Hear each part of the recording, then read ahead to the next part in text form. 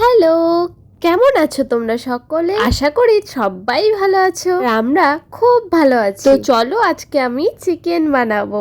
হ্যাঁ, অনেকদিন পর কিন্তু, কারণ কালী পুজোর জন্য বাড়িতে 2 দিন আগে থেকে নিরামিষ খেতে হয়। আর তার আগে তো চিকেন খাওয়া হয়নি, বাড়িতে রান্নাও হয়নি।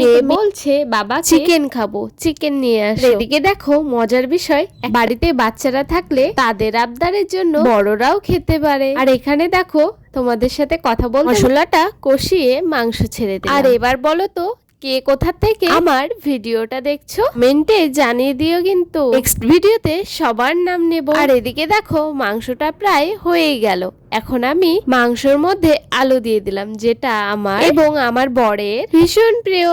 আর মাংসটাও কষে আসলো। এদিকে আমার মেয়ে বাটি নিয়ে দাঁড়িয়ে আছে, কখন কষা কষা মাংস খাবে।